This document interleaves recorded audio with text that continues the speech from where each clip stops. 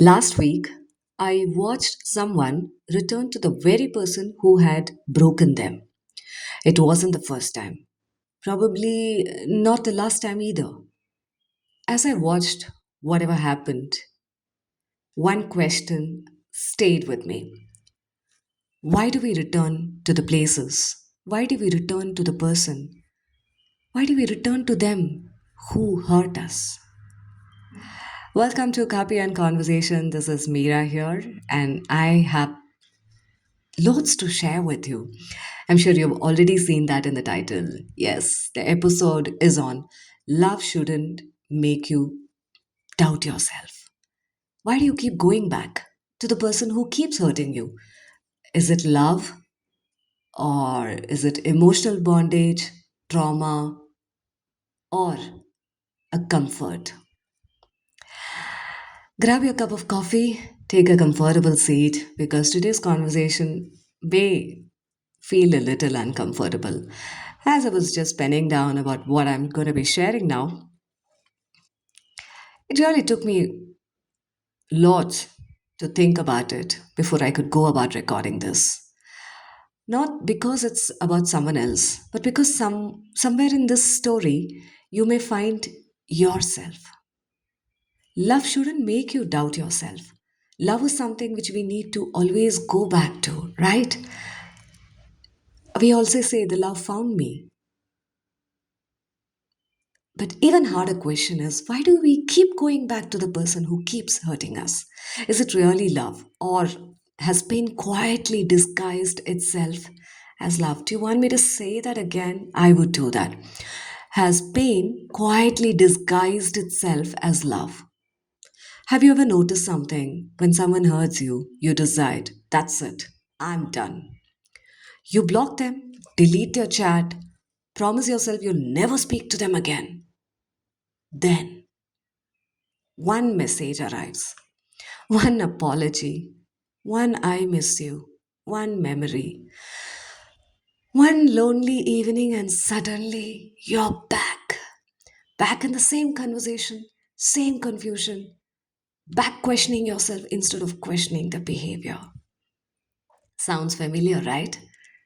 You're not weak. You're not foolish either.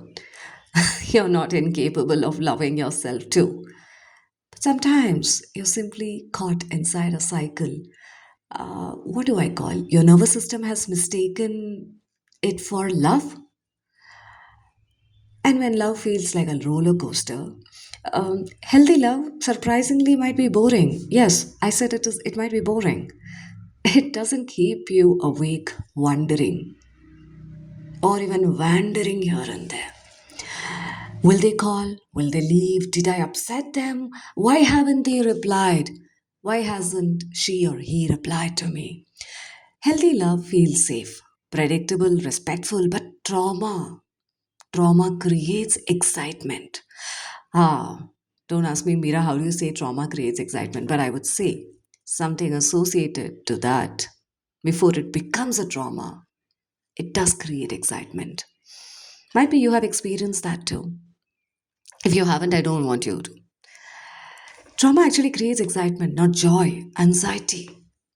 The emotional highs become addictive because they are always followed by emotional loss, not loss, emotional low. It happens. It's like standing at the seashore, the waves come in, pulls you in, it throws you back, then comes again. Eventually, you stop calling it drowning, you call it swimming. For example, the story of the rubber band. Imagine holding one end of a rubber band, the other person holds the other end. Sometimes they pull you closer, sometimes they just let go. Sometimes they just stretch you until you almost snap. And just when you are about to walk away, they pull you back with affection.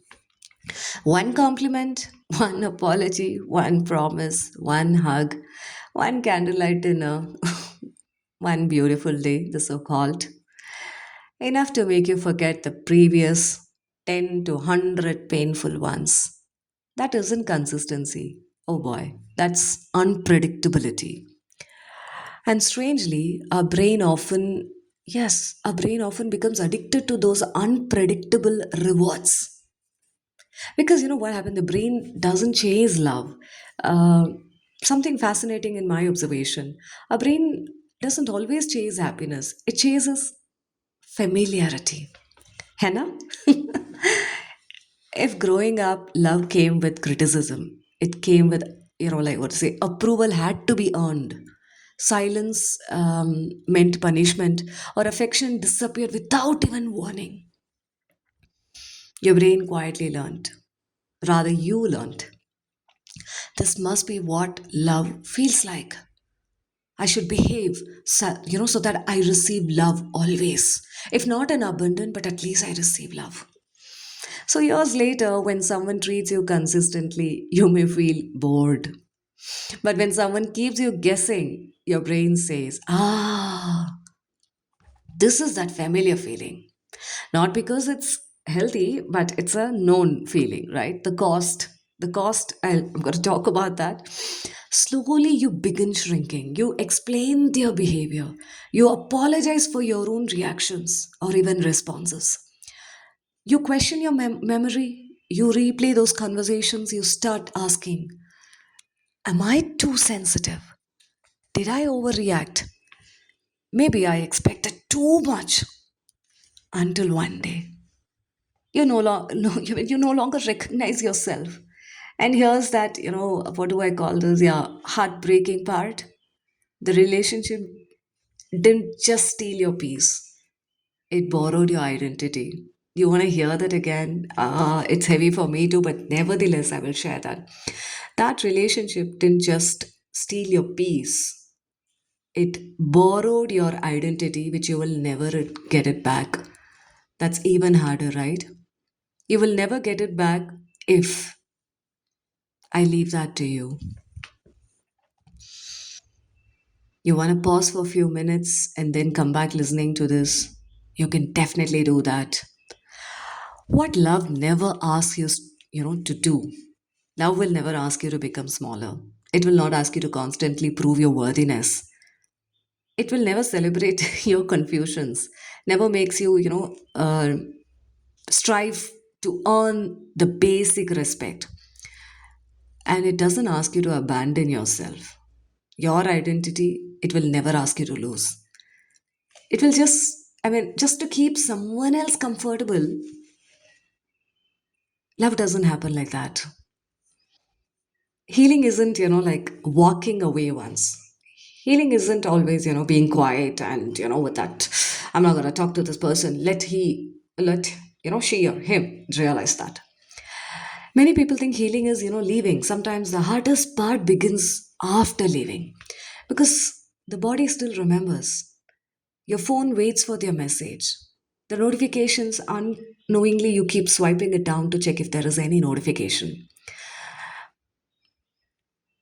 What happens, like your phone actually starts waiting for the message. Your mind would rehearse those imaginary conversations, the space, the coffee, the tea, the evening that you spent. Your heart remembers those, all those beautiful moments. Your nervous system will miss, or it's actually missing the chaos. You're used to the chaos, right? To prove yourself, to prove your identity, that you also love that person, you respect that person, despite whatever you get to hear in return. Healing is not convincing your mind at all. Healing is, teaching your body that peace is safe. Peace is not bought at the cost of you. Calmness isn't boring. The respect isn't unusual. Consistency, what do we say? It's not something that you have to be suspicious about. One question I want you to ask yourself, instead of asking, do I love this person? Try asking, who do I become around this person? Let me ask that question to you. Who do I become around this person? When you close your eyes, it could be any with any kind of a relationship. Are you feeling safe? Are you smiling like that little child who felt comfortable with people around? Or are your eyes filled in with tears, and it is just rolling down. Let it. Ask this question: do I laugh freely when I'm around with this person? Do I speak openly or do I edit all my words before talking to this person? Do I sleep peacefully? Do I feel respected? Or am I constantly anxious? Editing, editing, editing, and keep editing my words. Maybe even you take some AI assistant before typing out a message to this person or even talking to them. Walking on eggshells, trying not to upset anyone. Those answers reveal more than the relationship status ever will. A story beneath the story is what you have been building. Where is the main story? Where is the main you? Your identity, or even for that matter, my identity. Ask that. In my sessions at Maya Katha, I often say this: every behavior has a story beneath it. Sometimes even the person hurting you has wounds. But understanding someone's wound doesn't mean you must become their bandage. Empathy is beautiful, but self abandonment is not. You can understand someone, but without sacrificing you. Before we leave, if you've been going back again and again and again and again, and don't judge yourself, is my ask. Instead, just be curious and ask yourself, what part of me is still hoping? What story am I trying to rewrite? What am I really searching for? Sometimes we are not searching for that person. We are searching for the ending we never got. I'm repeating what I shared. Sometimes we are not searching for the person, searching for the love, not searching for the love in that person. We are searching for the ending which we never got. I'll leave you with this thought: love should never make you doubt your worth. If every conversation leaves you questioning your reality, if every apology is followed by another wound, if every reunion begins with hope and ends with a heartbreak, or even if it starts with a heartbreak, perhaps it isn't love that is asking you to stay. Perhaps it's an old story asking to be healed. Yes, we all of us carry several old stories. Might be one or two old stories. They are asking for healing. Maybe the person you need to return to isn't them. Yes, just look into the mirror. It's you. Thank you for joining me for another episode of Copy and Conversation. Yes, your host, Mira. In today's conversation, like if it resonated with you, share it with someone who needs to hear that, because they deserve peace as much as they deserve love. Until next time, choose relationship that feel like home, not battlefield. Because love should never make you doubt yourself. It should help you discover yourself. With that, I'm signing off and just letting you know that we have an upcoming online session on Beyond Reactions Through Storytelling. It is about understanding a bit on the self centered thoughts and, of course, narcissistic behavior. Are we going to change? No. It is about getting back our identity. Identity, yes. It is understanding what is that story that I have hidden beneath my skin and my thought. It's time to get it out. Look forward to seeing you. You can see the details in the description. And I would say, signing off with a warm cup of coffee and a gentle reminder: you are allowed to stop chasing the love that keeps asking you to lose yourself. It's hard, right? It's up to you. Bye bye.